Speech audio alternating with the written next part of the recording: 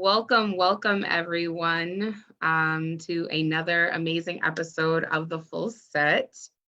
I am here with my esteemed guest, my favorite person this month, Lisa Good, Reverend Lisa Good. And Miss Lisa, you did not prompt me, but I promised you that I did not plan on swearing not one time during this broadcast. So you are in good hands. And I just want to say welcome and thank you for coming to the show. Thank you for having me. And anyone who knows me knows that I am not about that title life. Okay. I am who I am.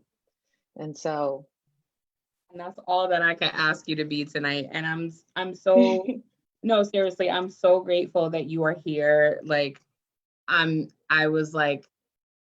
I'm having a concurrent theme, it seems like, where I'm asking all of the healers to come and be present in these conversations. And I know that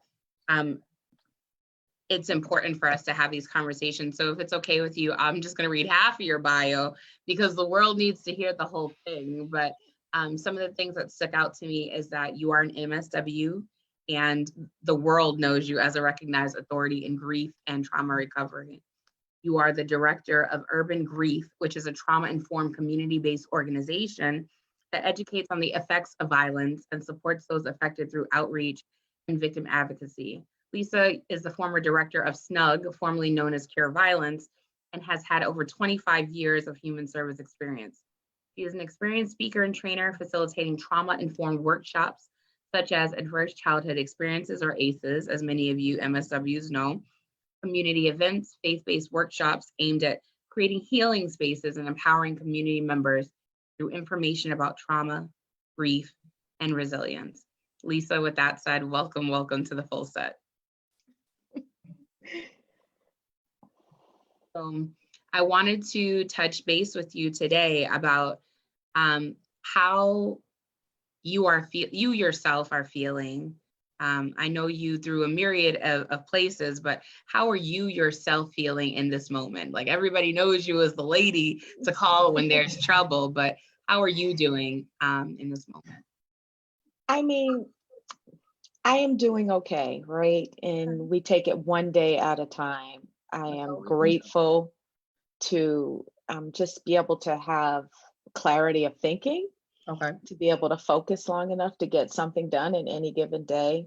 But I mean, honestly, real talk, it's been a rough she coming ride. up with the real talk. Okay, all right. It's been rough, even before the pandemic, took place. I was a victim of violence, and it definitely shook me and impacted me.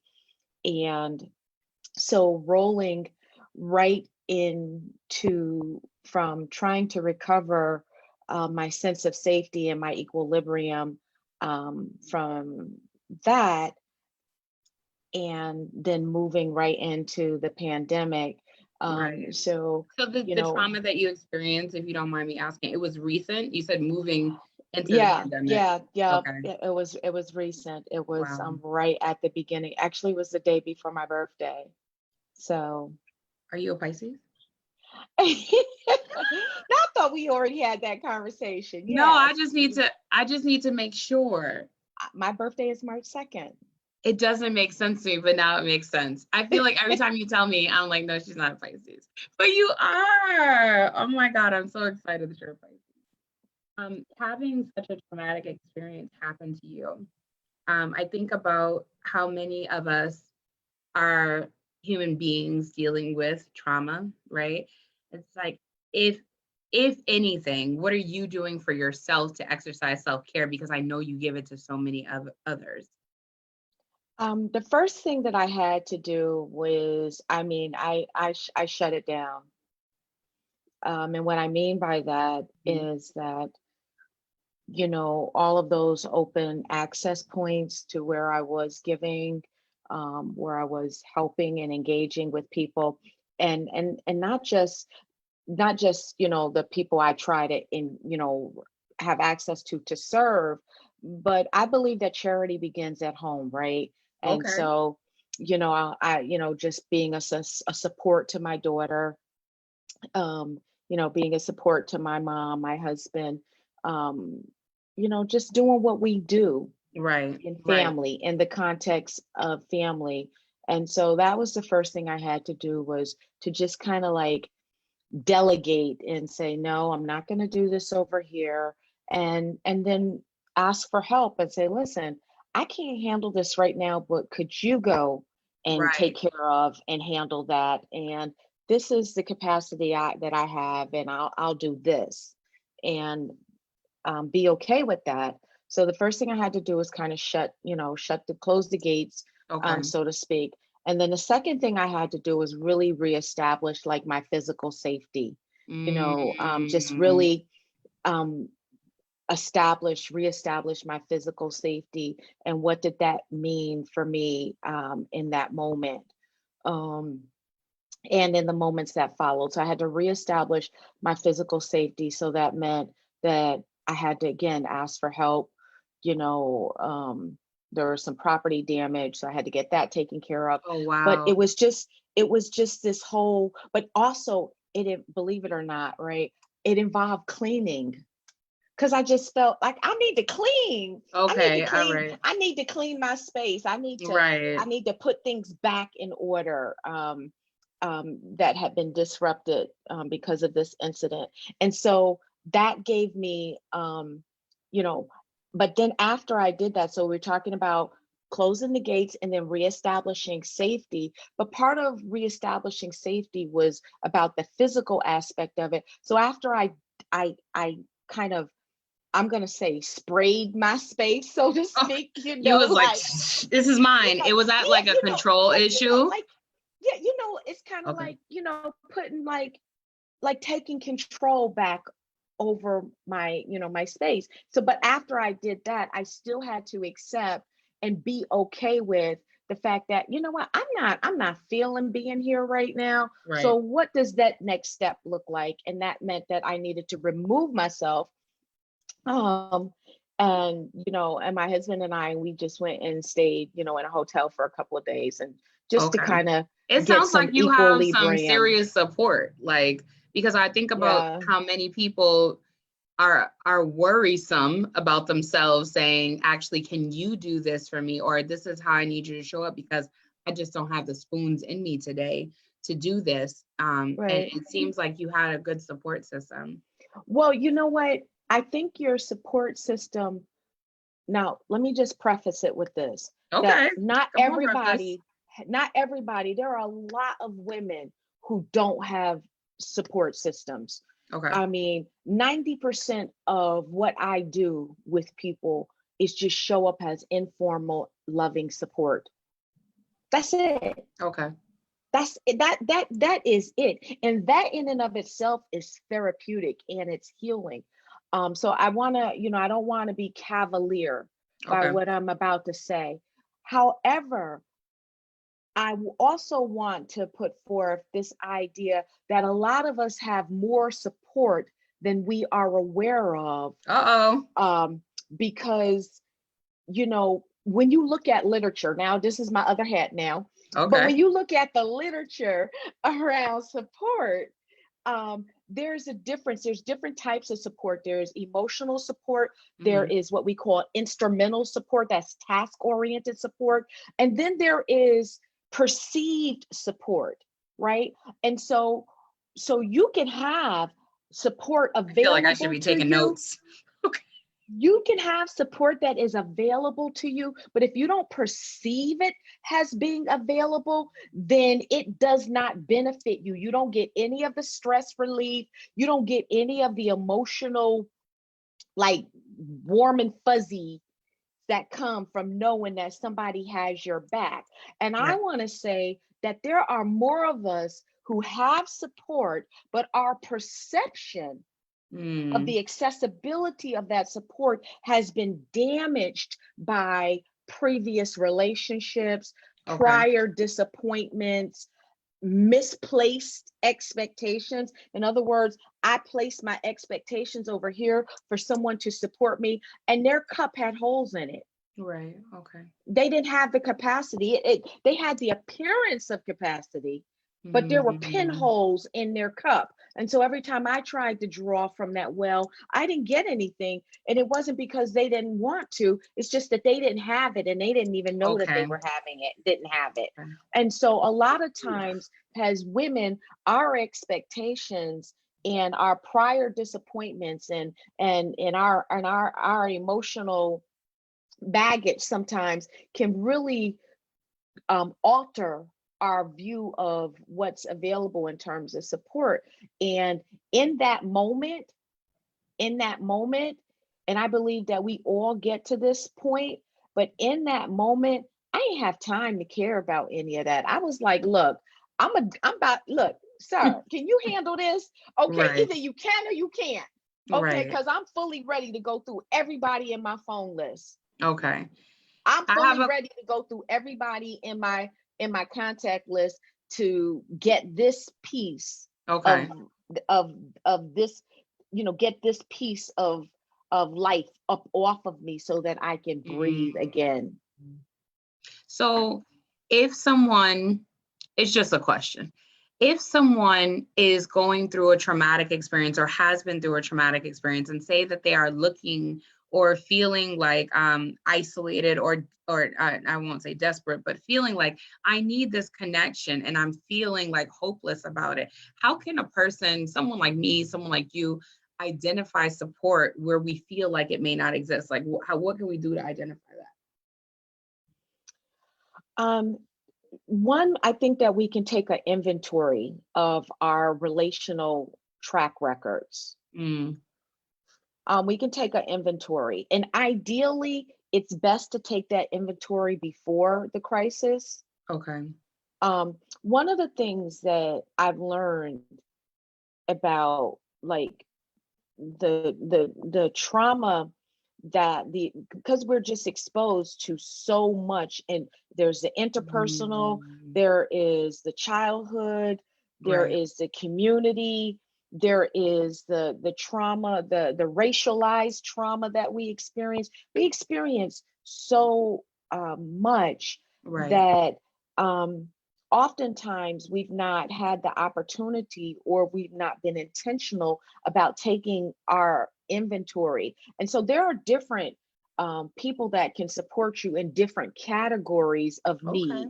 Okay. Like different categories. And sometimes if I have a round need and I go to a square hole or a square peg, it just don't match, right? Okay. So I may have, a friend who happens to be white that is a wonderful container for trauma. I love when healers use the word container. Yes. Yes. They may be a wonderful container about that, but they might not be a great container for my racialized trauma. Right. Okay. And so I can't throw the baby out with the bathwater, and sometimes I think we want our relationships and the people that we interact with to be a one size fits all. Right. And so that's one thing, is that, like, when you're not in the storm, so to speak, take an inventory. But even when you are in the midst of a crisis, we know, we do know, like, if we're honest, we really do know. And so I think that we got to run through that, take that inventory. But after we take the inventory, in order not to set ourselves up for more isolation and more disappointment, that we got to be honest about what people's capacity, what their level of capacity is. So if I'm having, like, when I had the situation that happened to me there were certain people that I just couldn't talk to. I couldn't tell the story to, because I couldn't handle how they were going to be impacted because I was hurting. Ooh, that's a word, right? And so many times we are surrounded, because all of our relationships are different. We gotta know that not everybody can handle, the situation that you are currently in, especially when they love you. They might like one of my one of my this young man, I love him so much. Like, and like, he is so, like, when he saw me on them crutches, Right. he was like, "Ma." I was like, he said, "You fell?" I said, "Nah." He said, "How that happened?" I said, and I hesitate. He said, "Somebody did that?" Mm-hmm. He was like, "What you want me to do?" I Right. was like, "Nothing." Just go. You're like, this is my job. Like, I was like, "Nothing." I was like, "Nothing." He was like, "You good?" I'm like, "I'm good." I said, "What you can do for me is let's have lunch together. That's what you can do for me. Let's Right, have right, lunch together. right, So, we can have conversation, because we haven't had the chance to do that." But, see, in that moment, like, I knew that he could handle the truth, and that right, whatever I said, he would listen to. But then there are other people that they like, "Nah, I just want to fight." right, right, Or there might be some people, like my mom, like, when she found out, I mean, like, her face, I couldn't right, even handle it. right, Like, her face, I couldn't even handle, her eyes just filled up with tears, and I could see her. I couldn't handle that. I couldn't handle it. All I could do is just embrace her and say, "Mom, I'm gonna be okay. I am okay, and I'm right, gonna be okay." Right. right, So I know in that moment that I would take me a minute to be able, before I can have a detailed conversation with her. Why? Because you got to know who can handle what. right, right. You got to, and I I wonder reached what out that for looks like too. therapeutic support, because I didn't want to, in your pain. This is Hmm. something we do. You are blinded by pain and anger and traumatic stress symptoms. Sometimes in that place, you are blindly just reaching for anything, right? Right, And so I reached out for some therapeutic support, and I put that in place so that I wasn't relying, just blindly, like, misappropriating my need to containers that right, couldn't handle it, which would then set me up for more pain. right. Thank you so much for sharing that. I think about I'm gonna go back to we're gonna visit engaging in therapy in a minute, but I want to ask you, you're an MSW, what was school like for you? Like, what was the program like? And what did it prepare you for your praxis? Like, was school like, I'm just asking as someone who's like re-enrolled in school, like, was school like, okay, Black girl, you got this now, go ahead. Like, or like, what was school like for you? Because you were different, you Um, you from the old school. I don't know if it's a new school, old school thing, but you went to school some time ago. So do you feel prepared for the world in which we live in today with your schooling experience? well, I didn't get my MSW. I finished my MSW in 2013, so it hasn't been that long ago. Oh, okay. Um, I just feel like you're so and wise beyond your years. um, the MSW process for me, well, one, I you know, I feel like that when we are about to be in a major life transition, Right. that God never leaves us without a strategy. If we Mm, listen, if we can get outside of our fears and sit still long enough in some deep breathing and in a calm and meditative state, that there is always strategy. I right. mean, as Black women, we were born with strategy on the inside of us. Mm, Okay. mhm. Our very existence is the result of strategy, divine strategy that is, you know, that's been given to us by the creator. But also, we have a host of witnesses in the form of our ancestors that say, listen, I there didn't is know she was gonna strategy. take it there, y'all. There is strategy. Woo! There is strategy for the struggle. And there is foresight, knowledge for the struggle. but you have to get like, because sometimes we can read the signs of the times. Like, when somebody about to break up with you, and then when it finally happened, if you honest with yourself, rarely did that take you by surprise. Now you might want to be Mm. surprised in the moment, but if you had You sat, preaching to the people in this house right now. you know that you saw, that something in your intuitive self, that in your spirit, you knew that something ain't right, something about to happen, there's a disconnect, there's a breakdown here. So when it came to going to school for me, um it was during a period of transition, and when there was a gap in the funding for the program. Now, I Okay. had been working for the organization for 19 years, Wow. but keep in mind that I started Urban Grief in trying to do that work as early as 2001. So Okay. I always had this parallel professional life.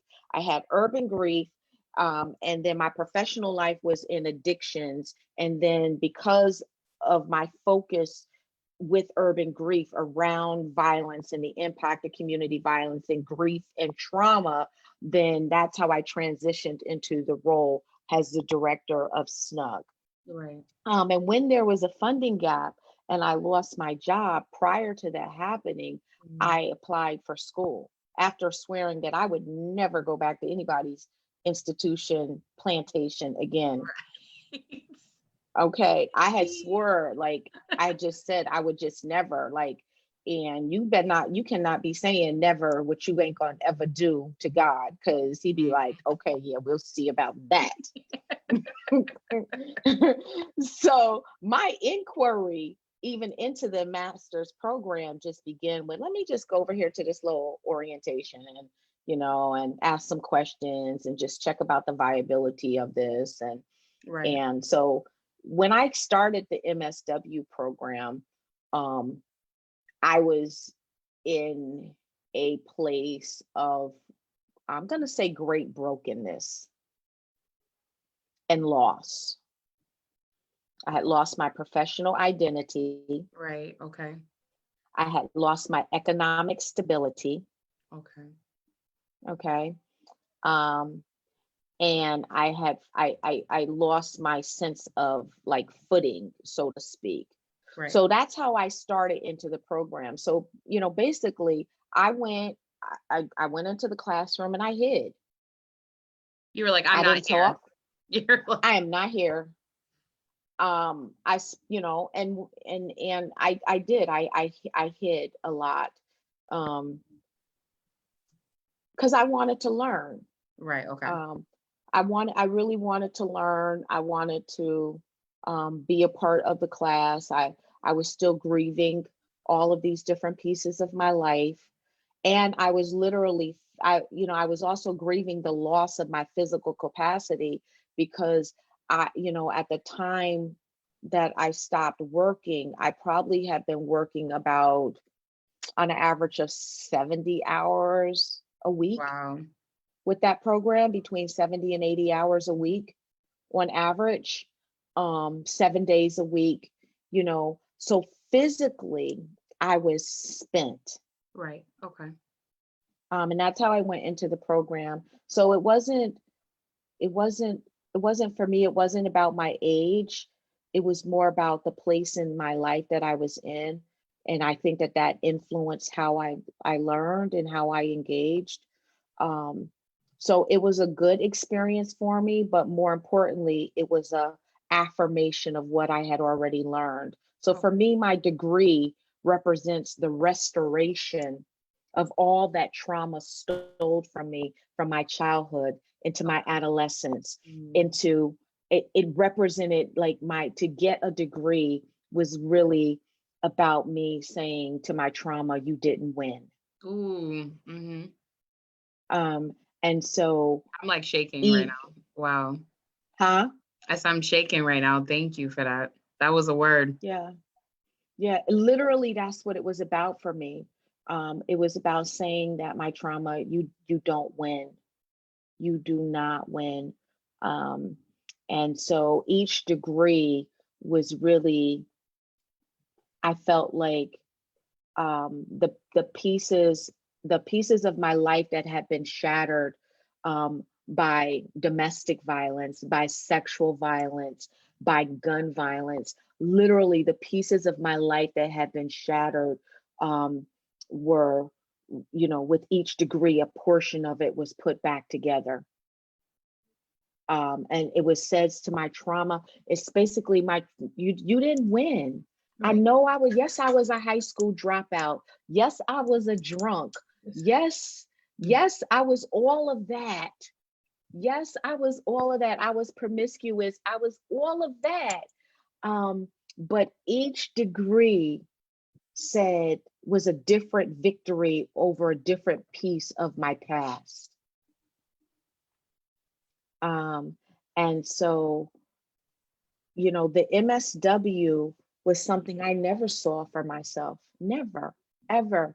I just wanted to creep towards my bachelor's degree. I just was glad to I was like, Lord, I got my bachelor's degree. Right. Y'all just don't know. I never. But I like how you said that your schooling and your licensure, yes, you earned it, but it's just for you and for me and for so many others that look like us, it's more of an affirmation that we had the knowledge. We just had to go through this rigmarole in order to prove it, and because no one can take away our firsthand experiences. And so I appreciate you saying that. Yeah, no, I mean, it's just, I can't even describe it. I can't even describe it. So when I got my master's degree, I went through the process and I completed it on time. It wasn't that first of all, I was in recovery. I was recovering, dealing with all my losses, right? Trying to adjust to this identity of student, because people look down on students. They do. We say we value a college education. We might value it for some people, but we don't necessarily value it when it's a Black woman getting it that we think should be working. Right. You know what I'm saying? Like, we assign different values on that based on where, you know what I'm saying? It's like, but when I got my master's degree, it was just so humbling because I went through so much personally. The trauma, that's the one thing about life, is that life doesn't stop happening. It doesn't really, it literally does not stop happening. I mean, I dealt with, tremendous traumatic events over the course of those 2 years. But I had also dealt with things in the past. And because I had dealt with things in the past, I learned how to navigate and still get my degree in spite of what I was dealing with in the here and now. And that meant that I had to be engaged in a therapeutic process. I'm glad you said engage in a therapeutic process, because you brought me back to it. So Black Health Matters. We hear this all the time. We see the hashtag clearly modeled after the nomenclature that Black Lives Matter, right? So people have shown us that Black health doesn't matter the same way that they have not valued our lives, or like you said, they put situational provisions on who can do what when. If there are a lack of Black healthcare providers and a lack of support lent to Black and POC voices, if our people don't expect our expertise, and also when we get there, right, how do you mitigate that sort of Black tax that comes from non-Black people and then from our own? Was that a heavy question? She's like, why? That was, woo, I'm a fan of this hot. That is a heavy question. I think that it is very, very challenging. Whether you're trying to navigate the medical, how we hear this prison industrial complex. Well, there is a medical industrial complex, and the issue of health justice is a whole nother conversation. But the issue of medical industrial complex, that sometimes when we enter into like the medical care, and needing, our, taking care of our health, that there's all of this institutional history that is at work. right Right. there in that small little room. There's all this institutional history that's at work, and it's the implicit bias, and then we bring the historical trauma that we bear in our bodies into that space. And what I have personally experienced as a caregiver, um is that experience is visceral, Mm, and the historical trauma that you bring into the room based on your knowledge of the institutional context and its history interacts even as you dialogue and engage with the healthcare professional. right. And it's physical, it's a physical thing. It's so physical that for me, a lot of times I just literally record the appointment, because I know that if certain interactions take place, that I'm going to be triggered in a way that may shut my hearing down, Right. because I'm going into preservation I had mode. never even considered that you're saying that if you're in the doctor's office and you're interacting with a nurse or an orderly or even the doctor themselves, and they do something, and you know the something I'm talking about, we both Black women, like they do something that makes you feel kind of like, wow, that just took me out of my element. And even if it was inadvertent, I hear you say, what I'm hearing you say is that you kind of like, wow, I just need to even get over that microaggression real quick. And you might miss the important stuff or the value of what they're saying because of the violence that may have occurred in that room. Yeah, and you also miss the opportunity to ask questions because your emotional brain takes over. Because you know how we can get stuck on the slate. I mean, like, You no, like, what shade did she what just you put up said? there? Right. What you said? Sit, Right. listen. One time I was at an appointment with my husband, and told the doctor, he said, "Well, I forgot." And the doctor was like, "Well, you can't afford to forget." I said, "Well, hey, Right. sir." Now I'm sitting in the corner. She says, sir. I literally had to raise up. I Right. said, "Hey," I mean, literally, like, "Hey, time out. Wait, let's pause and rewind, and let me give you a context, because I'm gonna need you not to ever do that again. Right. Oh my I'm gonna goodness. need you not to do that again. Let's pause and rewind, and so I can give you a context." And so all of this is taking place while you're trying not to alienate a caregiver or a professional that you actually like and have a relationship with. And let me just say this about liking, because a lot of people look at their healthcare interactions with, well, I like my doctor. Just because Mhm. you like the doctor doesn't mean that they're giving you competent, unbiased care. Right. Right. So what that means is that if, as long as, because there are some people who are really good at what they do, and they don't trigger you, and that's a great thing. Who wants to be Right. triggered No in a one. doctor's appointment? No Right. one, right? Right. But just because the bias isn't obvious, you have to go into that room with an awareness of the historical context, so that you know that the bias is always at work, and that before you go into the room, you're prepared to deal with it.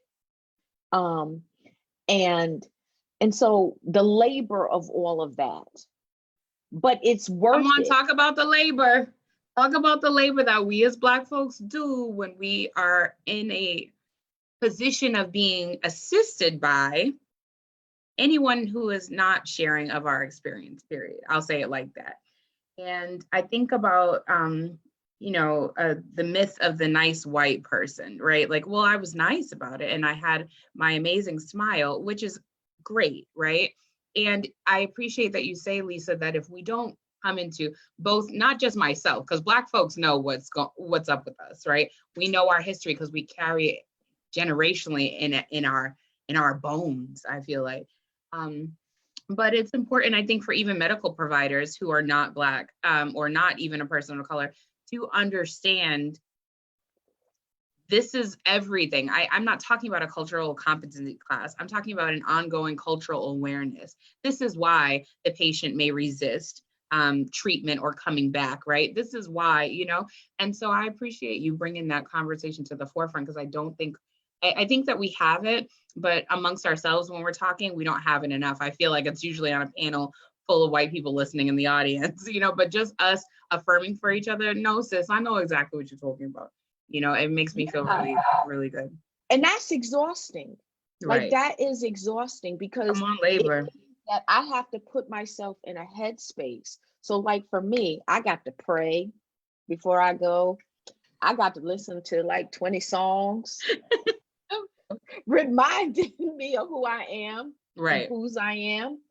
You know what I'm saying? And then I have to go into a space and say, okay, help me to hear what's not being said. Okay. In terms of, and then help me point the doctor in the right direction. And so it's that dynamic, but then also there's the experience of being invisible as well, which is no matter what I say, you're still not going to hear me. And so when we encounter medical professionals who operate in that way, and that's a consistent dynamic, then that's when it's better to have the nice person, than, because at least they see you to some degree. They might not get it all, Right. but at least they're willing to They're going to do you. that understanding look that doesn't really understand. Okay. Yeah. But and listen, but if you know, but there's some people you got to give them the rant. I went to a radiation consultation appointment with someone close to me, and you know they were recommending you know a course of care for breast cancer.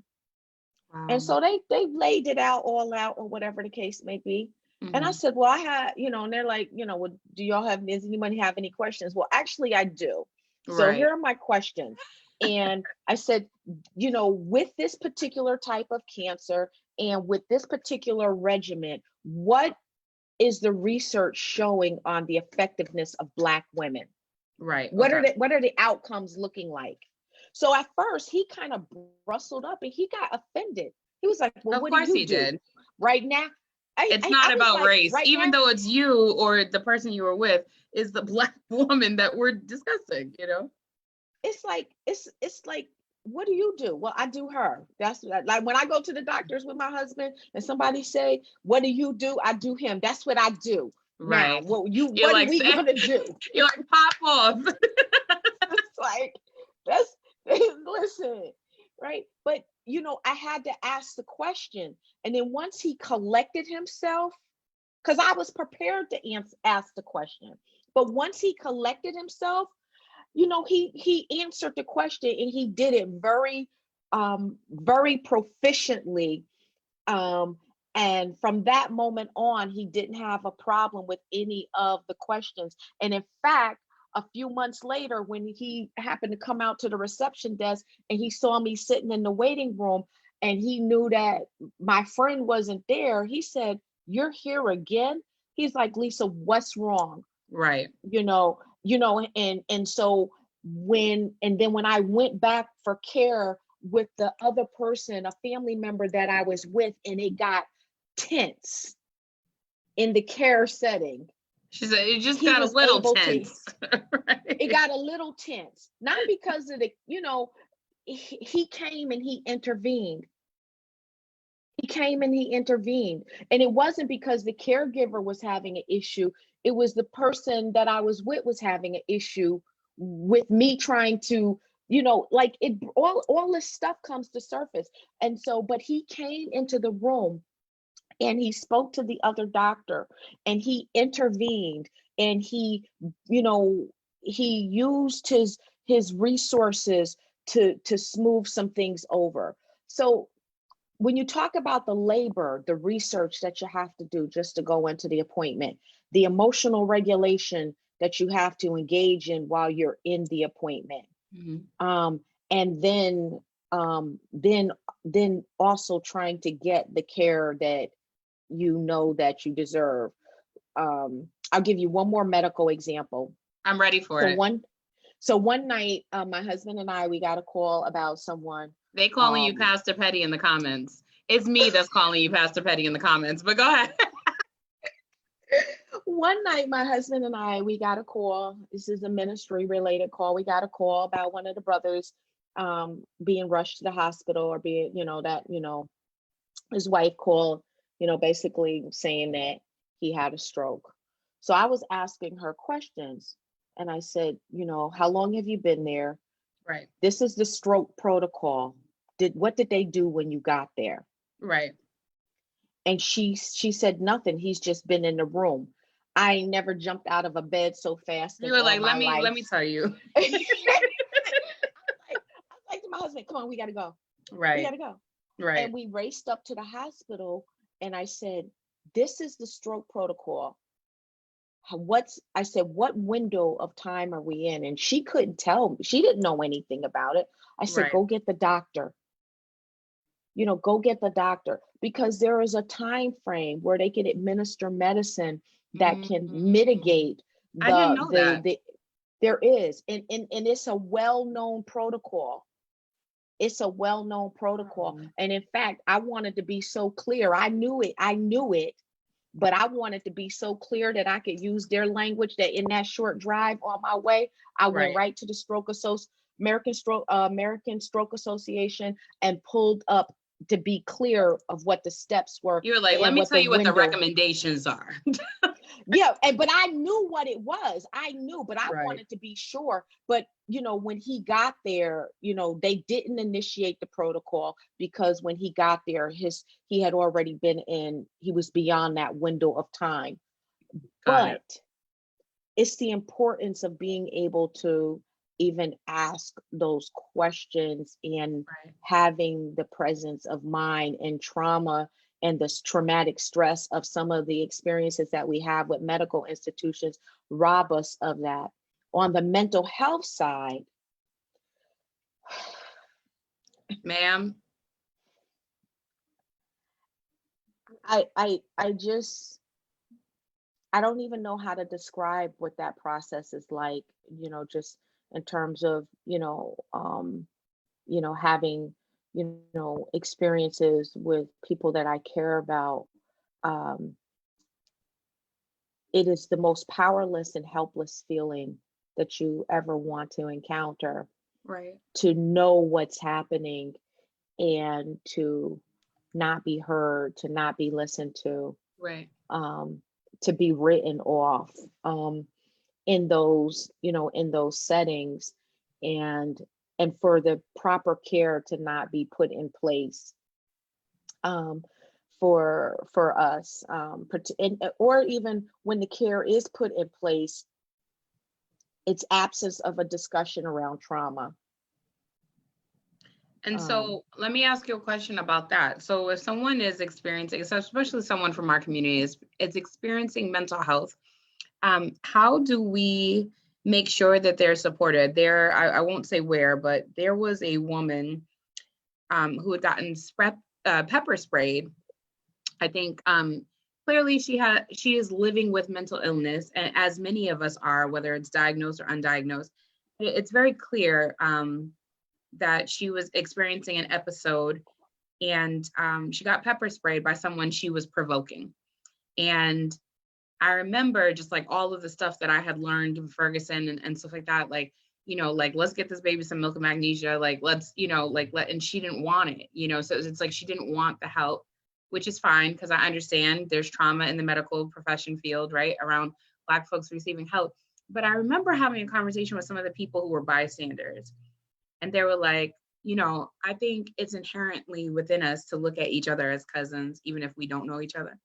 And everyone generally had the feeling that it's messed up what is happening to this woman. And I was like, where is her family? And people are like, she ain't got no family. And so when we say in the stigma around mental health and in the stigma around mental illness, right?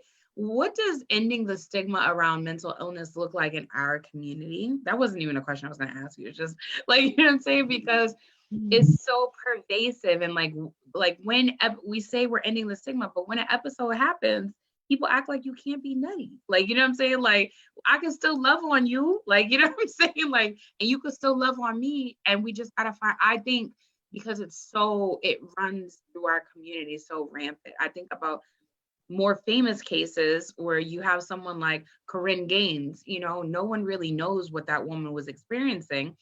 And I think of someone like Eleanor Bumpers, or the woman, I can't remember her last name, but Miss Denise, who was in her Bronx apartment and got shot by the police because she was experiencing a mental episode, And so it's like, what does it look like for us to be seen with our traumas, like alongside of our trauma? Like it's not, I am not my traumas, but I am. That's why my poetry is so good. What does it mean for us to be seen and hold each other, I would say, in the midst of something we say, well, I'm medicated and so therefore I'm good, but what about the person who isn't, because of all of these traumas you were talking about? I think part of our challenge with it is one, that we don't have enough stories of recovery that are presented before us. Okay. We don't hear and see those stories, not within our families, not within our social circles. It was like, oh, I was depressed and then I got help and now I'm not. But God, right? Like you hear that a lot, or like, I don't need to take my children to therapy because we'll figure it out, right? Exactly. And so there's that, just the lack, like there's no open dialogue about what it was and how I got here. So I might have seen you before and I might see the after, but a lot of people aren't willing to be transparent about the process and how they got there. How many medications exactly did you try before you found the right one that worked? Right. You know what I'm saying? People do make how many assumptions about that you're not taking care of your mental health. And maybe that's why a lot of people get discouraged. I once dated someone who was taking Depakote and Lamictal, and he felt like Lexapro, sorry, and he felt like it wasn't working for him, and he had bipolar disorder too, like, and he was like, I feel better when I smoke weed, and it's like, okay, that might be, yes, and that's what's available to you, and like, what I'm saying? So like, how do we make these provisions for one another, Right. And I mean, and also too, so in terms of the medications, there are a lot of people who don't like the side effects, but also going back to those medical experiences, a lot of times, the doctors aren't willing, they write you off as non-compliant or resistant. Right. Instead of rotating with you about the medications and being willing to try them, let you try different things. And then that's, even with that though, that's when you get into the difference around the economics of it, right? Do you have the money for different co-pays to keep trying meds? You know what I'm saying? But it begins with the interaction with the care provider. Are they listening to you? Right. The other thing that I have found in talking to people is that they're not properly educated on medicines. What do you mean? So like a lot of times they may not know the side effects. The doctor said, here, take this is what you got, this is our diagnosis, da da da da da. And it's not just with psychotropic meds, it's with any medication that to manage any type of chronic health condition.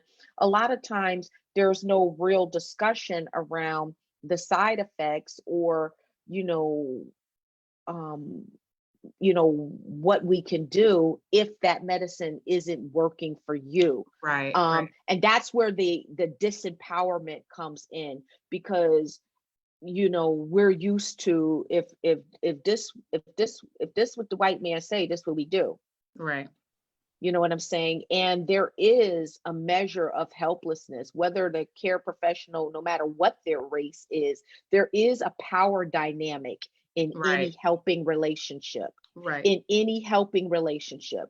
but the power dynamic is really at work, I think, in our interactions with medical professions. So it starts there, but then once you get the medicines and they don't work, a lot of people will kind of alternate between taking the medicines and self-medicating because you're trying to Right. create a cocktail that Right. will work for them. And so a good therapist, and that's why it's best that if you're taking meds, you should be also in therapy. And a lot of people want to go to the doctors and they get on the psychotropic meds and then they say, well, I don't feel any better. Well, the physical symptoms, Can't be could be, alleviated without they're addressing the underlying. alleviated. Yes. Right. They are alleviated, but But we don't go to the doctor more than once. When we go to the ER and then they be like, follow up with your primary care, we be like, because yeah. we all set.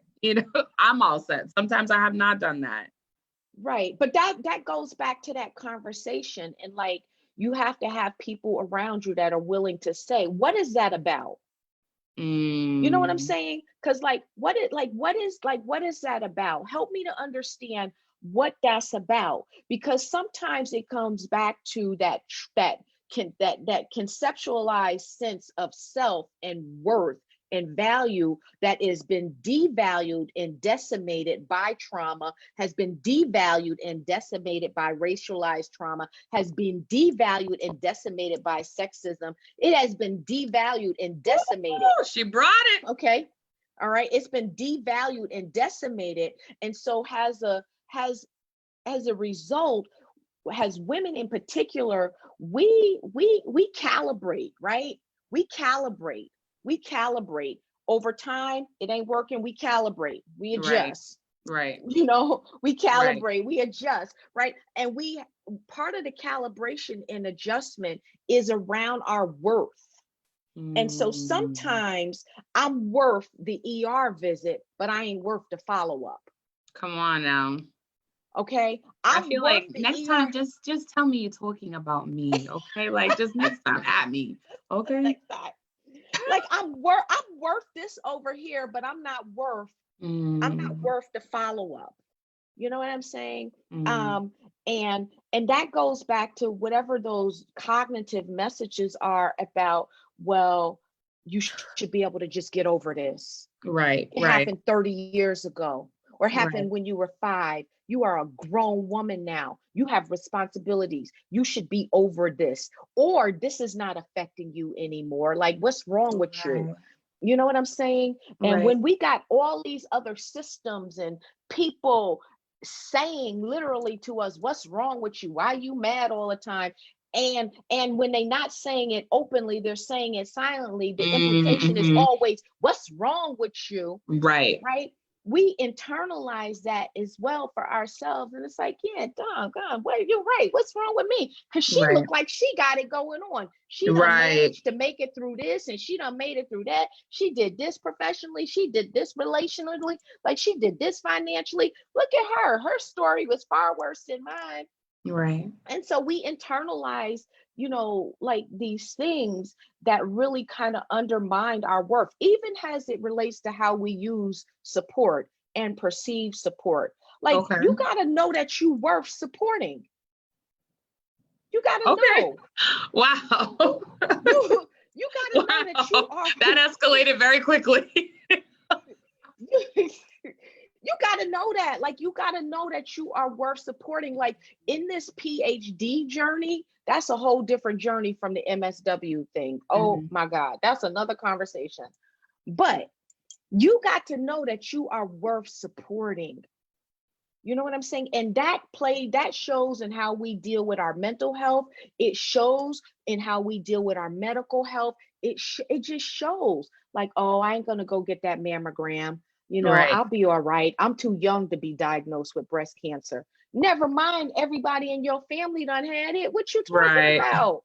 Go on and get the like, you are worth, listen, you are worth the gynecology. You push a baby out of your vagina, something that's this big, opens up to 8-9 centimeters, and you don't want to go to the 6-week follow-up. What? You worth that. Don't you think that after all of that physical labor, that your body is worth the attention? You know what I'm saying? And so a lot of times it comes down to, you know, I know we looking at the big picture of my health matters and that, but My heart let's hurts hearing this because I feel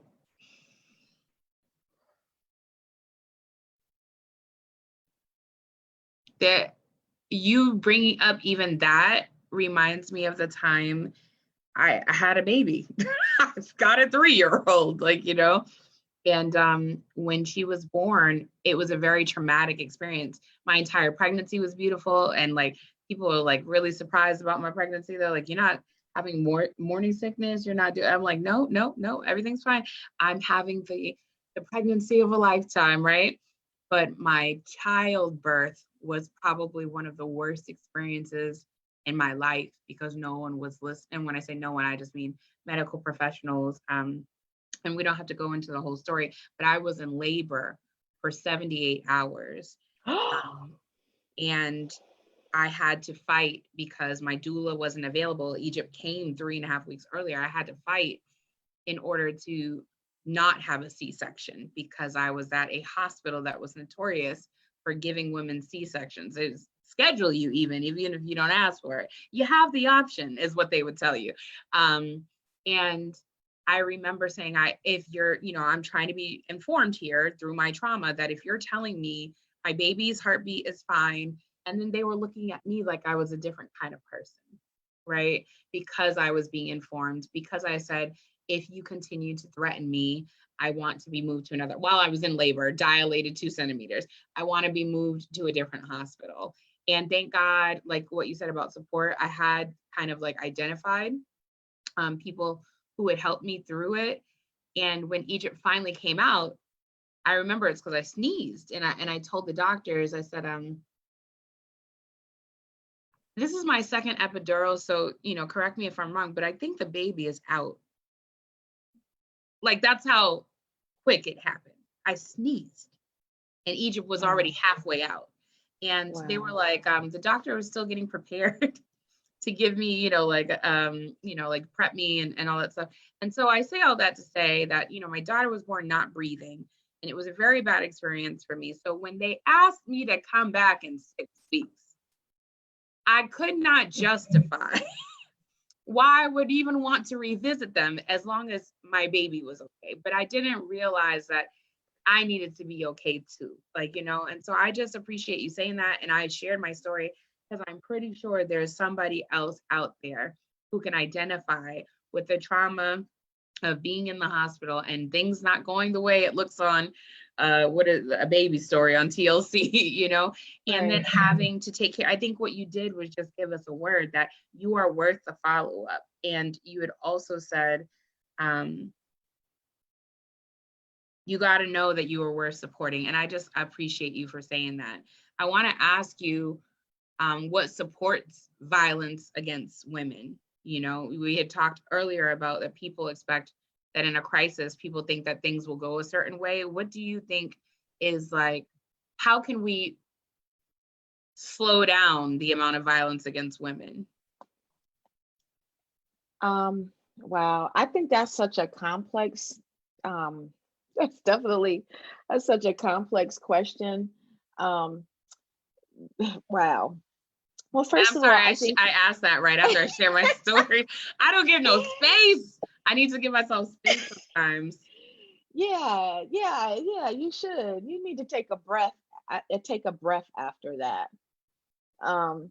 Because again, an experience like that shapes how we engage with medical care going forward. Right. And and there are a lot of women that are in menopause age, okay, that don't go to the gynecologist because their gynecological health was only tied to their ability to bear children. Ooh. And so now that my reproductive organs, are past, that stage, there's no point in me going, and which is not necessarily wise, because it doesn't mean that you're still not, engaged in sexual activity. You know what I'm saying? But a lot, a lot of women, over a certain age, um, find themselves in that, like, okay, well, I done had my kids, I'm not menstruating anymore, don't nobody want me, you know what I'm saying, kind of thing, or whatever. So what's the point in me going to the doctors? And Right. it goes back to understanding that you are worth tending to. Because even when we talk about self-care, it doesn't matter. Like, I have a friend and he says that She about to say self-care don't matter. Uh-oh, they coming after you. he said I have a friend that says, self-care, just the language is a burden. Mm, For somebody that's caring for bearing the weight of the world and caring for so many other people, and now you want to task me with caring for myself as well. Yes. she Ain't that preaching painful? on the internet today. Ain't Woo! that painful? That's painful, right? And I was like, wow. So, I use that phrase, because it's what we use. But even when it comes to self-care or how we care for ourselves, if at the end of the day, I could give you the list, I could give you all of the resources, you can have all of the money in the world, but if you don't believe that you are worth tending to, Right. you will not do you won't do anything. You and I've always kind of, like the self-care phrase, like how it's traditionally used, especially around stress management. I always found that to be, I'm like, well, this is stuff for privileged people. Like what list y'all come up with? And where you Right. get this list from? I can't get this list to my women. Then we can't. Where they getting the money from to do that? But I found that as Black women, we intuitively do the things that really matter when it comes to self-care by being relational, by Mm, having our sister circles, by okay. being poets, by being artists, by being dancers, by being nurturers. Like we do things in that nurture us, and we reap the benefits from it intuitively. We just have to harness that in a more intentional kind of way and bring in some of these other elements that aren't centered around money and privilege. Okay. Um, but with that being said, you With that have to being believe, said, I'm telling you, it comes down to, like, you gotta know that it's okay to take, to tend to yourself. You mm-hmm. really, and so for somebody, tending to themselves might be taking a 5-minute shower instead of a 2-minute shower. Right. Somebody tending to themselves might be, you know, ordering a salad instead of the burger. Somebody tending to themselves. Like, I think we just have to, like, look at it different. But for me personally, in terms of my personal journey, I had to accept and accept responsibility for how I did that. And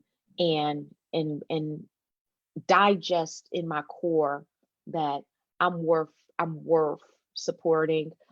I am worth the care. And like I said the other week, is that I wrote this thing on compassion, and how I came up with this phrase called integral care. Mm, And basically what I was saying is that I don't want to care for other people beyond a depth and passion that I'm not willing to care for myself. So mm, if I'm willing to go 2,000 for you, and I got a similar issue or a similar situation, and I'm only willing to give 2% to that, then I just want to be a helper that has integrity. In other words, I don't want to be somebody that's asking you to do work that I'm not willing to do or I have not done.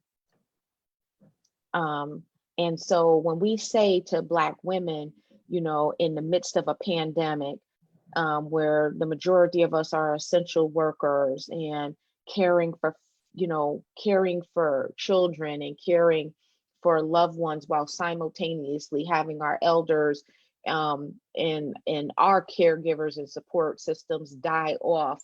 Right. Absence of any type of traditional ritual, burial, life celebration where and community connectedness. That when we say, take care of yourself, we need to be ready to show our sisters what does that look like. And sometimes the fact that they picked up the phone and called you or texted you and you responded, that was their self-care. And we gotta accept the journey that other women are on. And we got to accept our own journeys and know that it may look different for each person in that moment. But don't say, oh, she not taking care of herself. Well, you know what? Within these 20 choices that she got, if she ate today, that was self-care. Right. If she slept more than 3 hours, if she slept 5, that was self-care.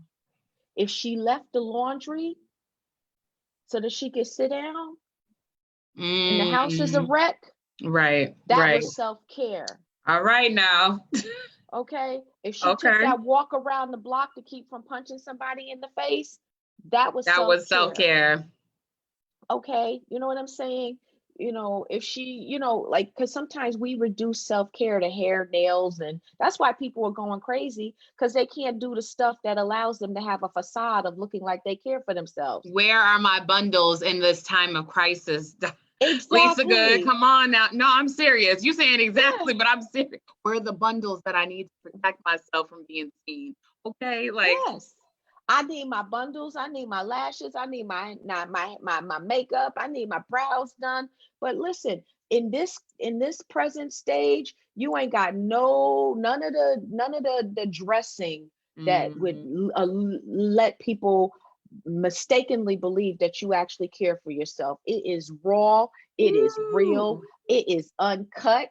Okay. And now that you don't have all of your crutches of pretend self-care, now is the time. For the pretend self-care. Now is the time to really do something for yourself. It really is. And that's what I've been trying to embrace, is like, you know what? It's uncomfortable, but my schedule, was crazy up until this. And listen, you know what? I'm going to do what is self-care for me. Self-care for me was to clean my office. Self-care looks different for everyone. Self-care for me is prayer. Self-care for me is letting people who love me love on me. That means when they text me and ask me if I'm okay, if I'm not, I'm honest.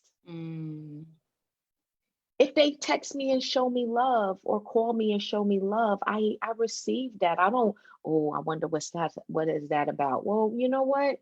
We ain't got time to wonder what that is about, because the person that's trying to love us is here today and they could be gone tomorrow, and we've missed an opportunity to receive love, but also to show love. Because sometimes we show love by what we're willing to receive. Hadn't considered it.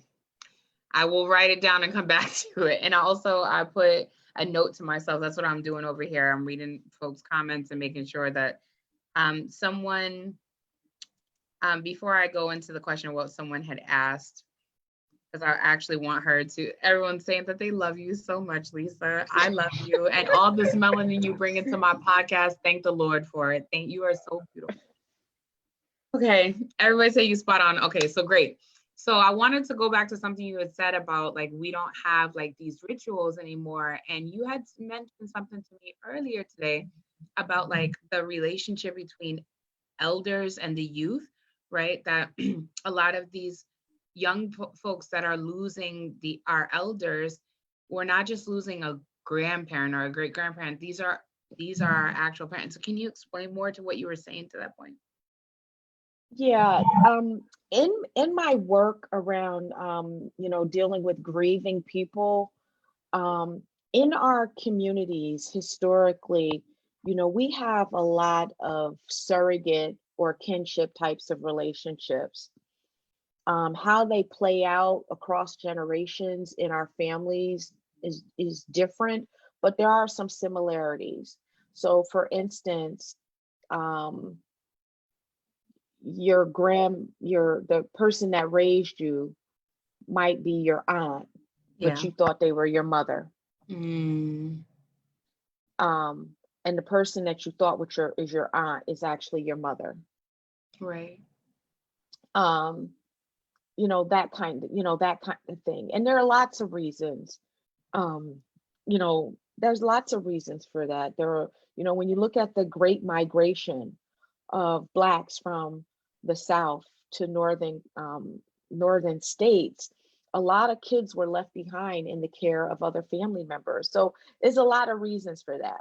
Right. But if you fast forward it into the here and now, I have a colleague, and this is one of the things he says in talking about historical trauma, is that out of all of the drug epidemics that this country has experienced, the crack epidemic Oop, was the first drug that took the Black woman out of the home. what do you mean by that? That because there were so many women that became addicted to crack, that like it was the first drug like that really like positioned children, a whole generation of children, Mm, to have to be parented by their grandparents. So historically, we've always had kinship care relationships or whatever the case may be. right. But like when I worked in addictions, all of the women I served had children. And many of them had not been able to raise their kids at all Right. because they had been addicted to crack cocaine. And so what he was saying is that it was one of these drugs that just kind of swept through multiple layers generationally of Black women within our families. And so part of what I observed in that, and just from a treatment perspective, but just even from dealing with young adults um, in their 20s and early 30s, Right. even some teenagers, is that a lot of these young people were raised by their grandparents. And even if mom and dad was present as the primary caregiver, the bond and Mm, attachment was to the grandparent.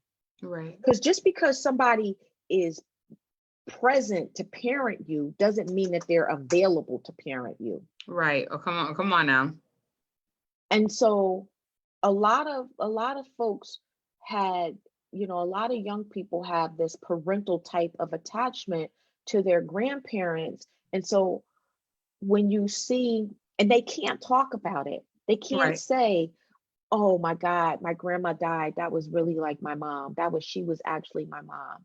Or Right. grandpa died.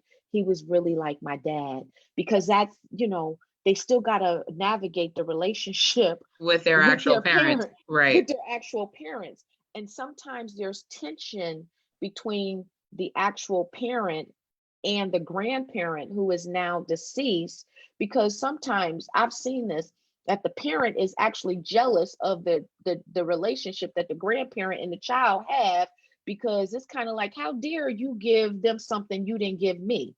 You weren't patient with me, you weren't understanding with me, you like, and so there's that tension.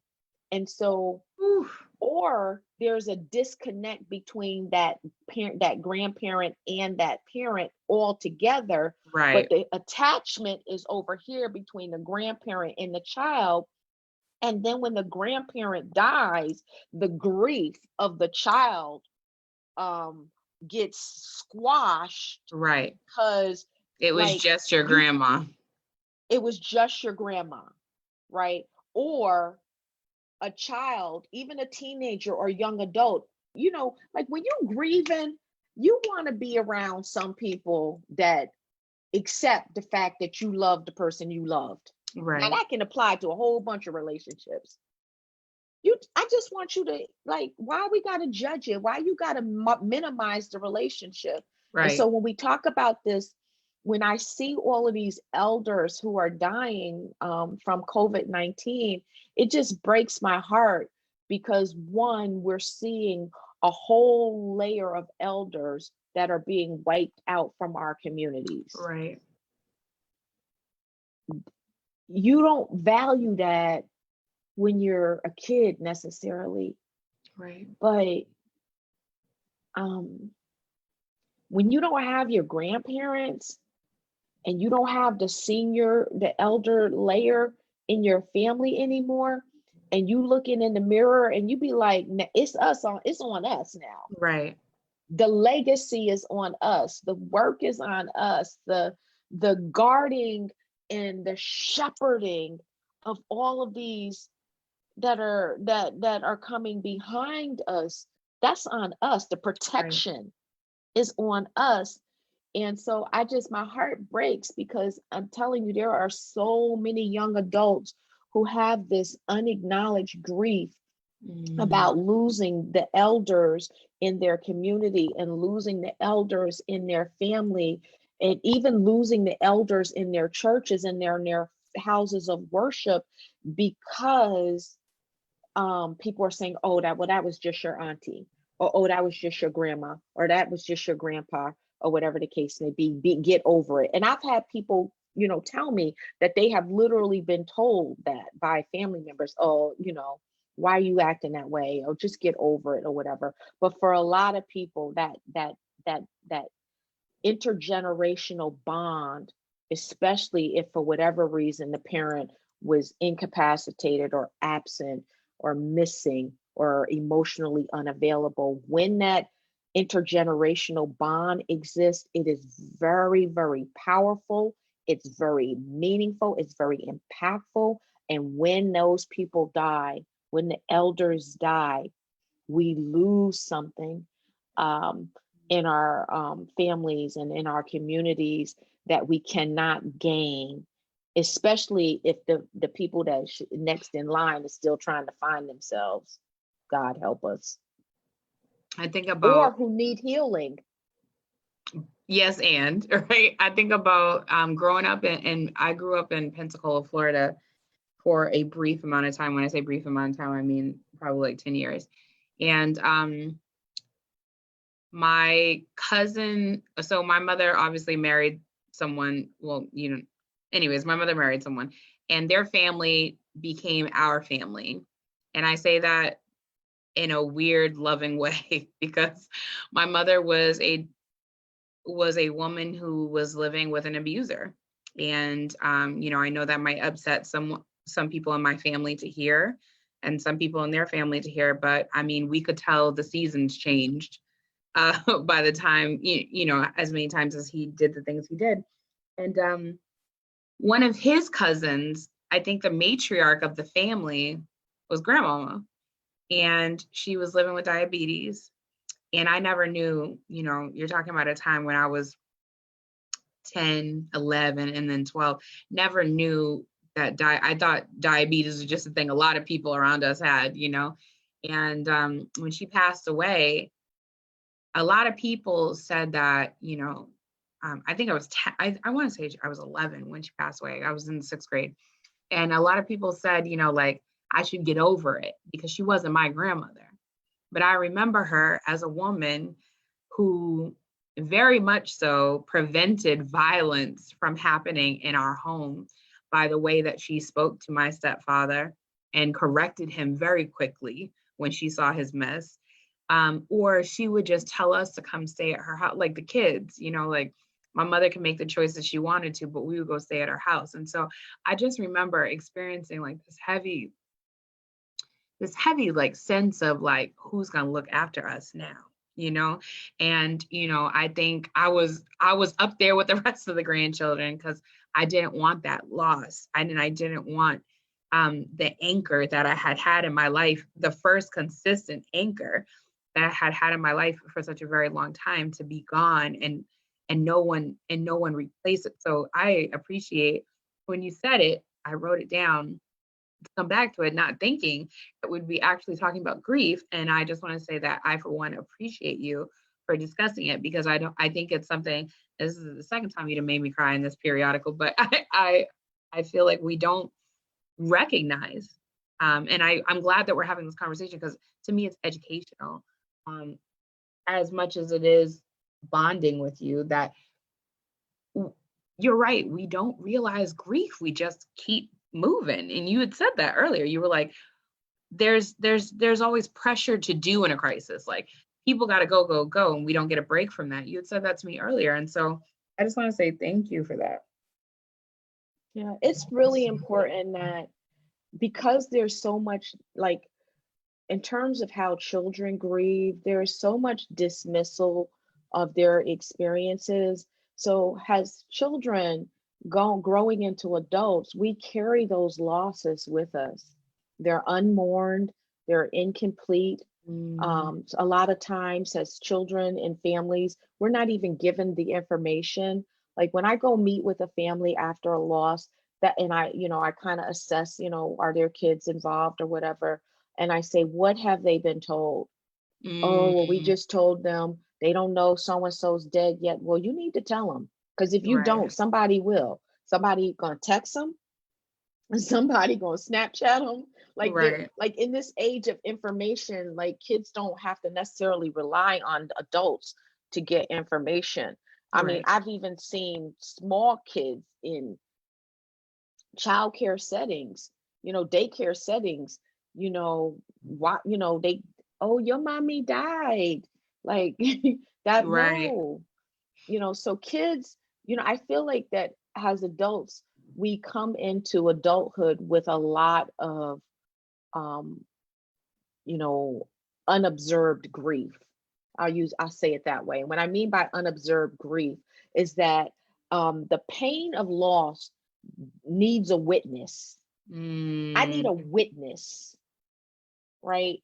That to be able to acknowledge that this person, that I've experienced this loss, it is painful. It's having an emotional impact on me. It requires, you need a witness sometimes, because sometimes the most therapeutic thing that we can do for a person is just hear them and be present with them. And I don't think that young people get that. And part of the reason that they don't receive that is because most of the adults around them are too insensitive or indifferent to all of these nuanced relationships. The same thing is true when, I might not say it right. This might offend some people. I'm gonna say it this way, but when your baby's daddy died, Right. not just because you had an issue with your baby's daddy, and your baby's daddy the father did not see those children, it does not mean that those children did not have some sort of attachment Right. to their father. And even if he wasn't present, there is still a loss for that child, because once that parent is gone, the opportunity for a future relationship is also gone. So not only do I lost in the past, I Right. didn't have it, I lose right now, and I also lose future opportunity. And so sometimes, as parents, as mothers, we're not always sensitive to that. And, one of the things I really want us to hear as Black women, whether it's the father of your children, whether it's the grandparents or whatever the case may be, don't let your anger and your grudge against somebody block you from seeing how that loss can impact the emotional and social well-being of your child, your teenager, even your college student, or your Right. young your grown child. And a Right. lot of times as women, we let our grudges block us from showing up in a compassionate and meaningful way for the people in our lives. And even though I'm hugging you, oh baby, are you okay? I know you loved grandma. Grandma loved you, but you're Right. gonna be okay. Get over it. It's okay. You still got grandma over here, or Right. whatever the case may be. You're still not really present because you got stuff that's keeping you from really seeing how valuable that relationship is. And then that kid, they know real. They know that Right. you ain't really emotionally present with them in that moment. And Right. so therefore they They build up look at that you as you wall. can't be a container for their pain, you know? Absolutely cannot. Not only, and it's not only do they look at you as you cannot, but they also look at you as you will not. Mm, And the cannot, you can kind of manage a little bit, but that right. will not, that's where the resentment and the rage starts to build. And so that's why you see a lot of young people who have experienced cumulative losses have this wall about them, Right. that you really can't get. And that I say that they form that wall fairly early. I want to say I've been with kids that formed that wall as early as 8. And I've had kids tell me that the adults around them cannot handle their grief. So therefore, they don't cry, they don't mention the person's name, they don't Right. say that they miss them or whatever. But over time, that unprocessed grief and those cumulative losses create a very powerful narrative around abandonment, around support, okay? Um, and around how relationships are done. And once people draw their own conclusions, once they get to the age where they draw their own conclusions, they enact that out in a way that can be very unhealthy and self-destructive. And that's where you see a need for power, because the like interpartner intimate partner violence is about power and Right. control. Right. Okay, that's where you see I'm gonna get you before you get me. That's Right. community violence. Oh, you want, okay. So You know, both the intimate partner violence and community violence, and I think about the violence that we inflict on each other, like when you work a lot with gun violence as well. Are those all mitigated by control? I don't think that they're. I think that I don't know if I can accurately say that they're all mitigated by control. I mean, I think that, when we talk about intimate partner violence, because a lot of the education that's done around that uses the power and control will. But Hmm. I do think that to some degree, community violence is very much about control and power, but it's also about a need for respect. You're going to see me because if I got a gun in your face, you're going to see me. You're Right. going to hear me. You know what I'm saying? You're going to acknowledge my presence. Okay. And in that, that's power. In that, that's control. But if we go back and we go backwards and we look at the cycle of violence and victimization, that one of the things that happens when you are exposed to violence and victimized, and victimization is not just the personal experience or the bodily experience, but it is also witnessing. And we don't give enough credence to what people are seeing, what kids are seeing, right? And so if we understand that part of it, even with sexual violence, it's like you're powerless. You feel powerless in that Mm. moment, right? And you are not safe. Okay, you're not safe. So how do I reestablish my safety? I take on something, I take on a persona, I take on a weapon, I take on a skill set that one gives me power and it keeps me safe. And so Right. I would say that a lot of violence is centered around the need for power, it's the need for safety, and it's the need for respect, aka validation, going back to that affirmation and what we don't get. Right.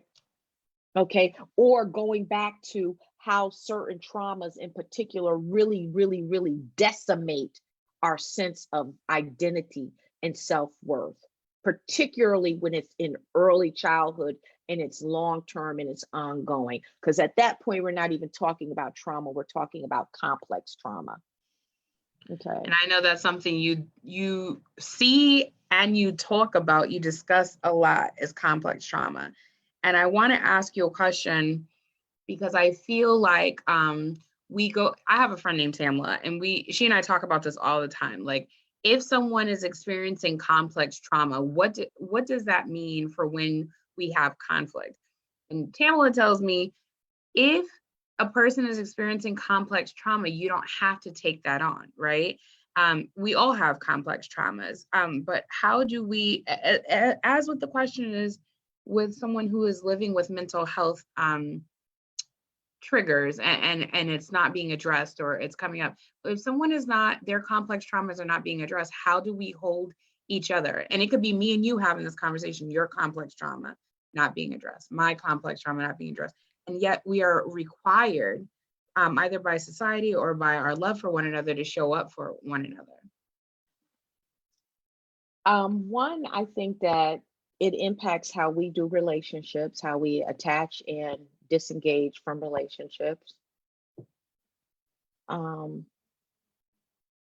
It also, I think, impacts in terms of how we show up even physically in the space. So some people, and I've seen this in meetings over the years, that's why I don't go to a lot of, I think the first time I met you was at a meeting and I was like, who is this woman? I don't go to the community meetings anymore because they're too triggering for me. They can be very triggering for me, in as much as I see it. And for me, the trigger is to be having these conversations around like the politics of what a city or a community needs, absent of the conversation of healing. Right. When there's so much pain that is evident, is like oozing over, like people are attacking one another, people are yelling at one another, people are disrespectful, people, everybody's engaged in their whatever their style is, when they are, when they're struggling, or they're not even struggling. It's their adaptation.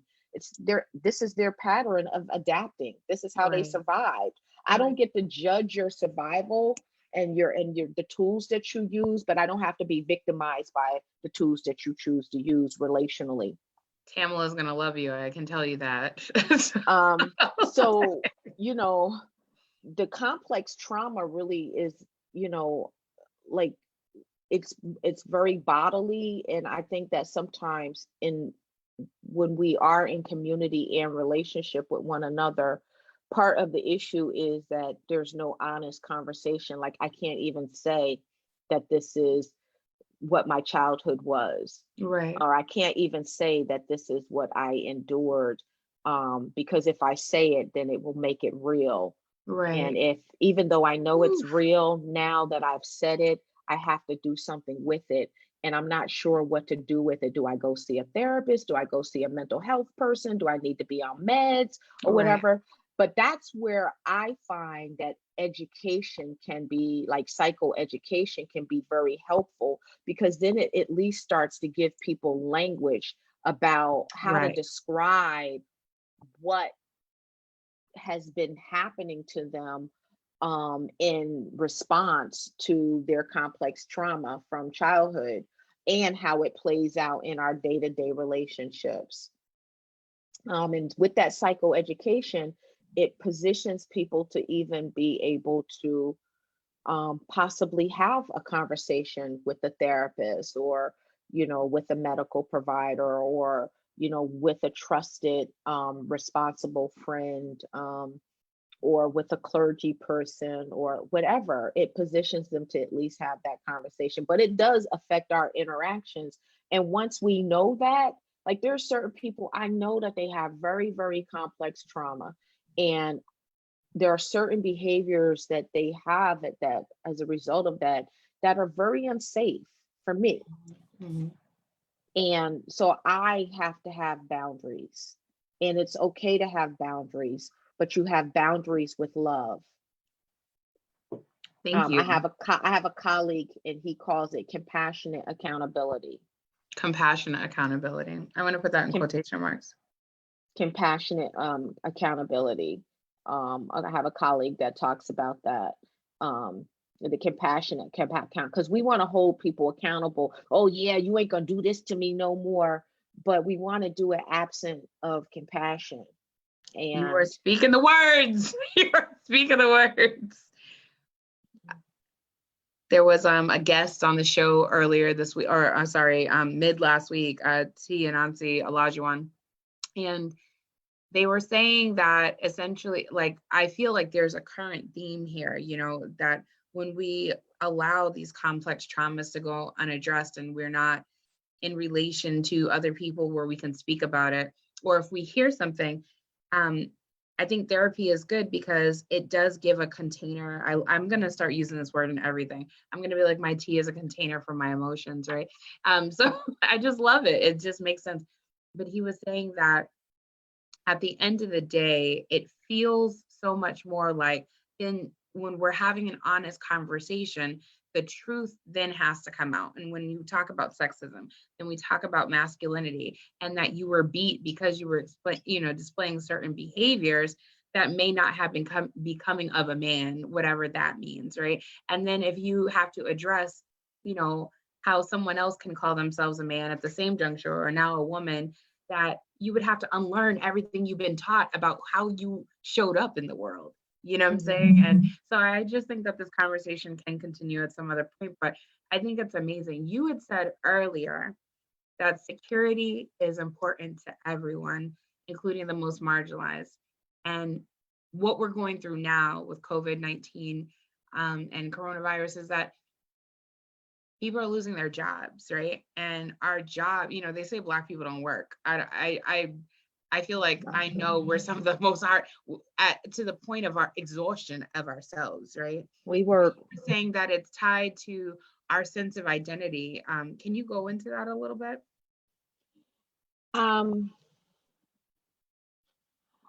I think that I want to say it might be Melissa Harris Harry, Perry that's boo. that talks about in her book, I think it's Sister Citizen. Yep, that's what it's called. I'm looking at it right now. And I want to say that she makes this quote from Zora Neale Hurston about the mules, Black women being the mules of the world, or maybe it was a poem. I know it's in her book, and she goes through these different stereotypes in her book. And one of the stereotypes, and you and I talked about this earlier, was the welfare queen and where that came from, and the narrative around Black women, particularly poor Black women. And so I depending on your age, because I think it may kind of be age related, but I'm not sure. But I'm thinking depending on your age and the generation that you were raised in, like that whole idea of you got to work hard, ain't nobody gonna give you nothing, you got to be better, you got to be smarter, you got to work harder more than anybody else just to get what they get by privilege. The Black tax. Yep. And so I think that whole idea, like around work and how hard we work, it's tied to that. I'm gonna speak for me. That it's tied to that thing that is embedded on the inside of me from that says if you're not working, you're not valuable. And if you're not working, somebody's going to point the finger at you and say that you're lazy or that you're not making a contribution. Right. Whereas other groups, if a mom is not working and she's staying home and raising her kids, then that work is valued because someone needs to build a strong family. But when it comes to Black women, Ooh. then she's lazy and she's this and she's living off the system and that kind of thing. And we've never lived off the system. Black women have always worked outside of the home. Mm. Always. Right. You know what I'm saying? It didn't become a thing until they had to work outside the home. Right. And so I think that that's part like of why, that's why I say it's kind of like embedded in your identity, but I also think it's generational and not like some of the younger generation, some of them, they don't have that. Right. They don't like they have it, it's showing up differently. I'm not going to say they don't have it, it's showing up differently. And going back to that generational thing, we have to, as Black women, we have to have these intergenerational conversations so that we can get our girls. Mm. We need to get them. We need to get them. We need to get them. This thing, that right there, that we need to get them because they are growing and figuring it out on their own. Right. And they really do think that it's about hair and nails and all of this superficial stuff. And they don't understand that whether you on a street corner with a baby on your hip or whether you in a college dorm room trying to pass an exam so that you can graduate, Right. that the dominant culture sees us all the same. Right. And that until we bridge the gap and let this one over here know that she's valuable and we pour into her and we love her until she can love herself, okay, and love her whatever she gives birth to. But also we need to grab this one and love her and say, listen, I know you think you all that because you got that degree and you about to graduate from law school and you doing all this stuff over here and you in the sorority and you know what I'm saying, you done pledged and you got your colors and blah, blah, blah. I know that you think, but listen, on the inside, you ain't no different than her over here. Right. The only thing is that you have something that will at least help you get a little bit further along. Right. Right. Right. But when a pandemic hits, when a loss hits, when a crisis hits, if you ain't got nothing on the inside of you, we all at the same place, ground zero. Come on now. And that's what Black women have to understand right now, that we don't have time for classism. We are all at ground zero. Woo! We are all at ground zero. And I appreciate every nurse. I appreciate every doctor. I appreciate every person. But until we have as much value for the one in housekeeping that's cleaning up after the doctors as we do for the one with the credential, we don't get it. Because until we understand that, we won't even know that we need to be engaged in a fight against the systems that even perpetuate the oppression, perpetuate poverty, perpetuate marginalization, perpetuates structural violence. We got it. So at the end of the day, we all at ground zero. And that's what we got to see, that this pandemic for us, we don't have time. We don't have time. We have to get aggressive about fulfilling our purpose and getting out there and getting our girls. Because I'm telling you, I promise you, from the dorm room to the street corner, the issues are the same. Thank you for that. I promise you.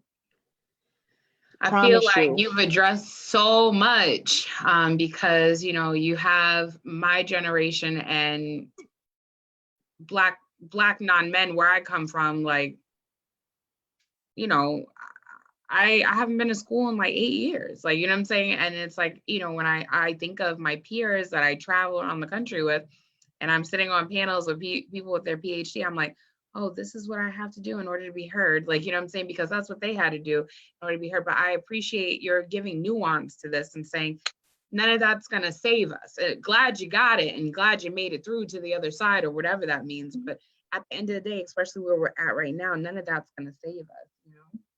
Yeah, and because you don't have it, it doesn't devalue what you bring. And Thank I'm gonna you. tell you this. Listen, I feel like you're about to spill it. Go ahead. if I had gotten this lesson when I first started Urban Grief, it would be a multi-million-dollar initiative right now. I didn't understand. I thought that in order to be received and validated, I needed that piece of paper. Now, did I need the piece of paper? Yes, but for a different reason. Right. I needed the piece of paper because I needed the information, and I got that. But I'm talking about the matters of the heart, right, that drive our pursuit, and how our vision gets clouded by what we don't have. And we can't afford, we got too much greatness, you know, like Judson Street, 2nd Street, 1st Street, Clinton Avenue, Westerlo Street, Stevens Street, Pearl Street. Listen, we got Morton Ave. We got too much greatness wrapped up in the street and on the street corner for us to have this limited view. Come on, limited view. Bring what to the table? But we gotta go. But it's gonna take healing. We gotta hold people. We gotta find a way to bridge the gap. We gotta find that. I don't know how to do it. I'm doing the best I can, but I promise you, listen, every person I come in contact to, I am intentional that I have a responsibility to impart something to you, not just give something to you. You know, I could give you a coat, a purse, a bag, or whatever. You could put it on, take it off. I want to impart something on the inside of you that will stir the core of your soul, that will bring light, that will bring healing, that will bring hope, that will bring transformation, and the confidence to know that you are on earth for a reason. You're on earth for a reason. I don't care how drunk you you are. I don't listen. I'll tell somebody anytime, you don't never want to see me with a drink. Okay? Y'all better run. Okay? You better listen, that's why sis don't drink. She don't play them games. No. I ain't having no wine. I ain't having no sangria. I ain't taking no pill. I ain't playing them games because I know who I am and I know where I came from. And I'm not gonna open that door up ever again to be in a place where I want something so badly that I'm willing to forfeit my purpose so I can be numb. Right. No.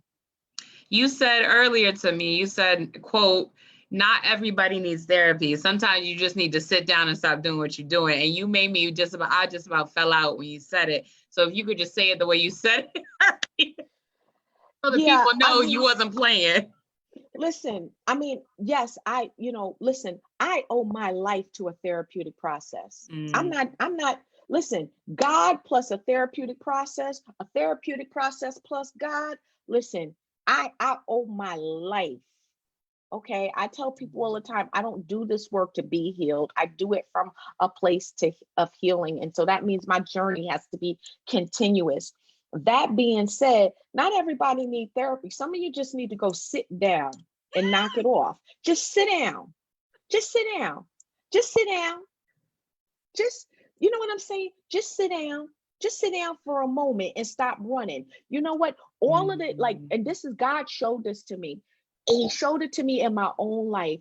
He said, you ain't anxious, you avoidant. Ooh. if you would just face the thing that you need to do, the anxiety would go away. A big portion of the anxiety that we deal with sometimes, I'm not saying all, I get, y'all know what I'm talking about, Right. but a significant portion of the anxiety comes from the stuff that we refuse to face. You know that relationship ain't good. Come on now, stop playing. You're gonna waste another year in your life. You know that it's not healthy, it's not safe, you're not feeling good in it. You know what I'm saying? But you think that that's your last hope. Well, no, you can't even get what's really for you, because you done settled, you done calibrated based on your perception of your worth to, well, this is what's available, so I'll keep that. No. So sometimes we don't need therapy. We just need to stop what we're doing, and we just need to be willing to stop what we're doing and then be willing to do something different, and then build our support of accountability around the goal to do something different, and be willing to embrace the therapeutic moments that are available to us. Right. Okay. You gotta be willing to. That's why some people, they know, like, there's some people, they be like, nah, I ain't hugging you. Right. Why do you want to hug? Because it's gonna turn into something. Well, that ain't on me. I just want to, Right. But listen, I respect you. Okay, go ahead. I'll keep my hug. Okay, listen. But you know what I'm saying? That I like what I learned how to do, and I learned this early on, is I learned how to lean into therapeutic opportunity no matter where it presented itself and who embodied it. You understand? No matter where it presented itself and who embodied it. And so while I am all about us and our culture, or whatever the case may be, if my therapeutic moment is going to show up in the form of some white man or some white woman, I'm out. Listen, I'm going to take why it. Everybody love Brene Brown. Listen, I don't want to, but she talks about that shame, and I'm like, oh, save me, Brene. No, I am going to take it.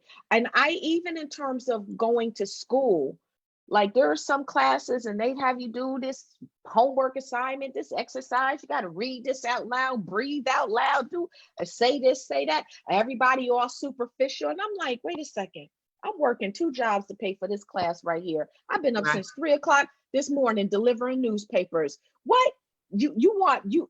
Oh, here it is. Boom. I'm gonna cry my eyes out. Y'all gonna take your little break. I'm gonna go to the bathroom and wash my face and come back in and cross my legs and eat my snack. I'm free. Okay. Oh my goodness.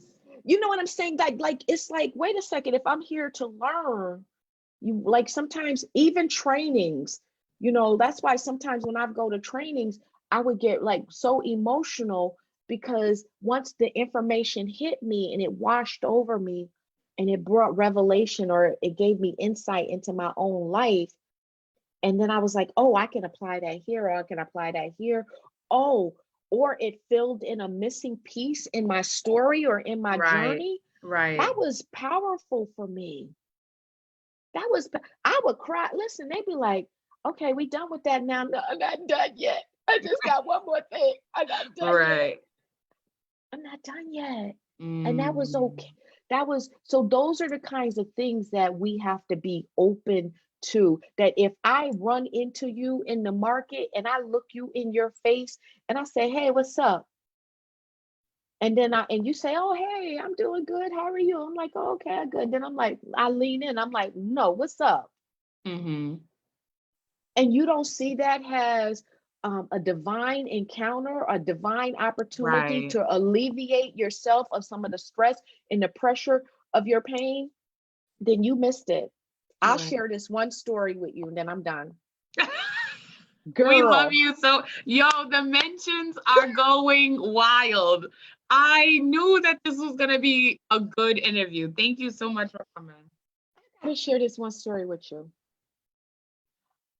We were on vacation this past December. We were in Hawaii. Everybody was asleep. I was sitting on the little balcony, trying to have my little quiet devotion time, have my Bible, I have my my water because I'm, trying to eat healthy and not be fat while I'm on vacation. And Uh-oh. I'm just, I'm just like, I'm just like, I'm intentional. Like I'm going to take advantage of this time difference, Mhm. right? So even though it's like 6 something in the morning there, it's like what, 11 or something here. I'm gonna take advantage. If I was home, I wouldn't be asleep. So I'm up early. Everybody is asleep. My husband, my asleep, my friends are asleep. And get up early. I was sitting on the little balcony and I was reading, I was trying to meditate and I was praying. And then I had a moment where I really started to feel sorry for myself because it was the end of the semester and I Mhm. didn't feel like I had accomplished anything. I was really just laboring over all the work I had to do with the new program and all the things that, just not feeling very good in that moment. Right. So I did what we do. We go on Facebook Uh-oh. when we need a distraction. And I go on Facebook and I see a beloved colleague that I have not seen in probably like 5 years who is in Atlanta, Georgia. That's where she lives. And she's a therapist. And she checks in at it says Hawaii location. So I'm like, where are you? This was your And colleague that had also, you were in Hawaii and your colleague is then checking yeah, in. and I go on Facebook and I see that her location is Hawaii in Honolulu. And I'm Mhm. like, wait a second, where are you? So I said, where are you? And I message her and we exchanged phone numbers and I text her. I said, where are you? I'm here. Like, where are you? She said, I'm here. And I said, you're around the corner from me. Like when I Wow. put the distance, she was around the corner from me. We met for coffee. We spent about 2 hours together. And I know that she was just there on a layover. She was on her way, I think, to Pago. Um, and she was there overnight on a layover and she just Wow. happened to post and I happened to see it and we connected. And in that moment, she was able to give me context about the new program, the work, my position in it, Right. and that I was enough. That was basically her message was you are enough. You are going to finish and it's still okay to say no. Let's practice. No. Mm. And she started singing it. And then we're sitting at the table. She said, say it again. No, no, no, no, no. Right. And she just, and we hugged and we embraced and we hugged some more and we embraced. Now I know that she was there on her way to do a conference or a presentation or whatever. But Mhm. I know in that moment, while I was sitting on that balcony crying and feeling bad about where I was, what I had accomplished, what I still needed to do. I Right. needed that lifting. And I reached and I saw that she was here and I reached out. And when I got to her, I had to make a decision to be honest. Mm. See, because all of those steps were orchestrated. I didn't know they were being orchestrated, but they were. But even once we got to the face to face, no one could orchestrate the decision to be honest. Right. Right. No one could orchestrate that. I had to make that decision. I had to recognize that God was sending me something I needed in that moment and to receive it because I deserved it and I was Mm. worth it. And I did. And I want to tell you, it was the most sweetest. It was like, it's like eating, it was just the sweetest, it was the most precious thing Mm. to me to be held by my sister and to be understood, to be seen, to be heard, to be loved, to be affirmed, and then to be pushed Right. into purpose with accountability.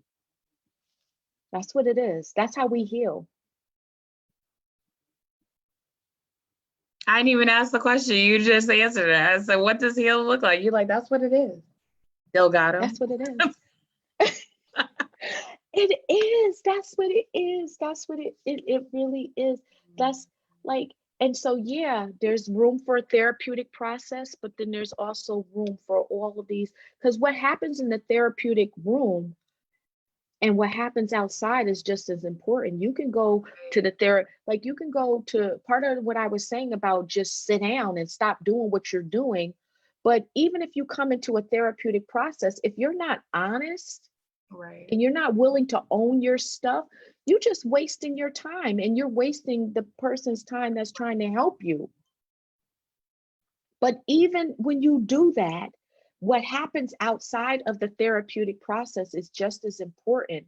Those little therapeutic encounters, the engagement around support.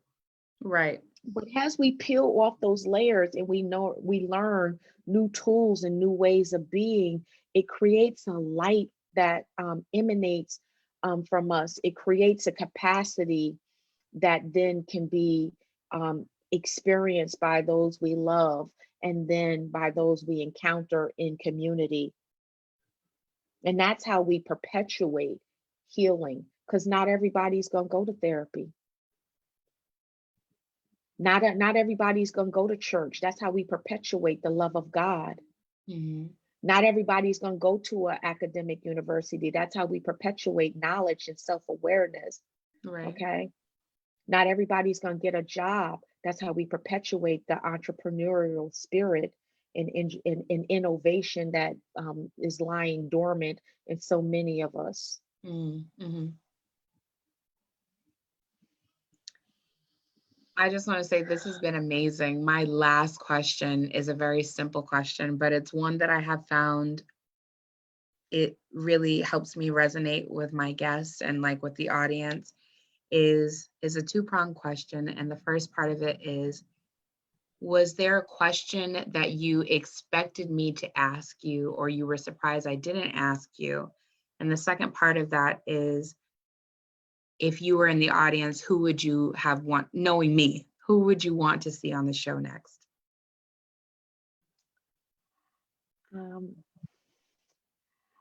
I think if Carmen Duncan is in the audience, I would want to see her on the show. She's coming on the show. Carmen I'm going to tag her.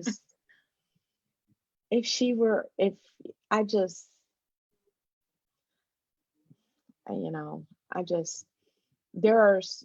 mean, we have so many dope people in the capital region, and, you know, so many people that allow me to be a part of their lives and their journeys, that I love them. I love them tremendously. And she's one of those people. I just, you know, I admire her. I respect her. You know, she is a reciprocal relationship for me. You know, I can text her or call her, and, you know, she's going to respond. Right. She checks on me. I check on her. You know, there's just love there. I mean, like real deep love. So, I think that we kind of covered a lot. I mean, I kind of got I mean, I was nervous. I know you I'm was. always nervous. I said, baby, I got you. I was nervous.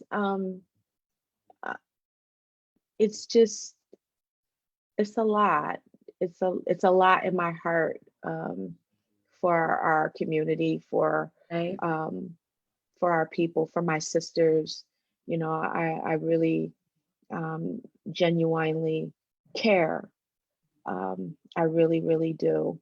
I genuinely care, and I want the best for them. And as much as I can be a conduit of healing and an example, that it can, you know, it can be done. It really can be done. It can. You can have it all. You can. You don't have to settle. We are there are so many people in the audience who want to like connect, and I'm like looking at some of these young folks and some of the not so young folks, and I'm like, I know they want to connect with you. And I would really like it if we could sponsor. So I'd like to work with you off camera, but if we can sponsor some of these folks, what I mean sponsor is these folks who do not share our intersections have to know that the trauma is so complex, and part of their restoration, even though it may not have been them, they benefit from it directly.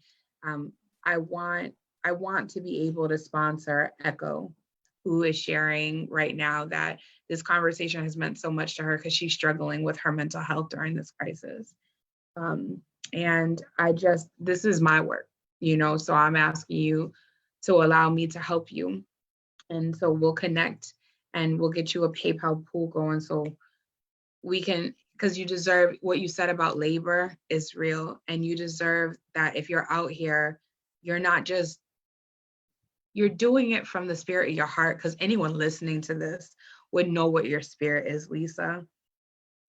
But you also deserve to take care of yourself in a way that is meaningful so you can continue to sustainably do what is in your heart.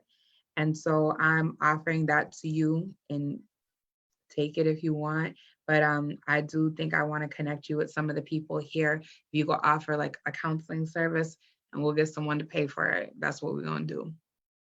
Yeah, absolutely. And, to those who are struggling in particular right now, don't wait. Let me love you. Let me encourage you, and know that, I'm praying for you. I see your struggle, and I'm praying for you. And don't wait to connect. Just go ahead and message me. Me and Dee Dee will work out the details. But go ahead and message me, because I'm texting her right the now. thing Do is it. that the thing is that we don't I didn't talk about suicide. But one of the things that I've been feeling very deeply spiritually wise is just the number of people that are on the brink of suicide. And it's not because they've even given up, it's just because this pandemic has stripped away all forms of social, just like I was saying about the facades around self-esteem, it's also stripped away all the forms around superficial relationships. And I think in the pandemic, people have become acutely aware of the emptiness of their lives, the shallowness of their lives, the absence of real loving connections. That if I were to go into the hospital with COVID-19, is there anyone that would even notice that I'm gone? Is there anyone that would even notice that I'm gone? Who would I put down as my emergency contact? Who would care enough to even call the hospital and advocate for me? And this is the state of our young adults.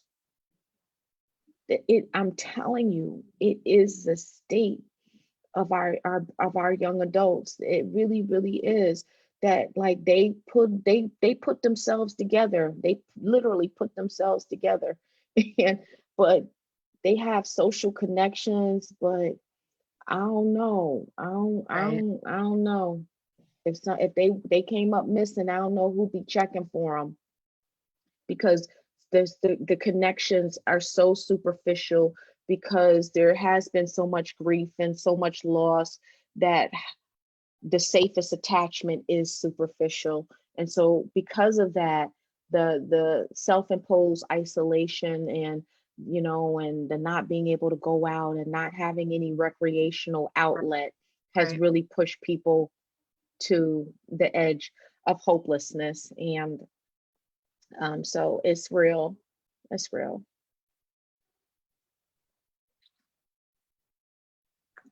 I'm just so I'm enamored with you. I just feel like you brought us so many gems. That's what the comment section are saying. So many gems and so many nuggets and so many quotables that people can really hold on to. And I wish you all the manifestations that you claimed about yourself in this recording. And I know that they're going to happen because when you mentioned the ancestors, I already knew you was well on your way. But for me, that was an affirmation. And so I just want to thank you for appearing on this episode of the full set. My heart is just, I feel like a bandolera. I'm so full. Like, you know what I'm saying? Like, I'm so full from this. And I'm glad that we're able to have these community conversations and just connect in this very intimate way. So thank you for appearing, Lisa. I appreciate you. Thank you. And it was my pleasure and my honor. Love you guys much. All right. I hope you have a good evening. All right. You too.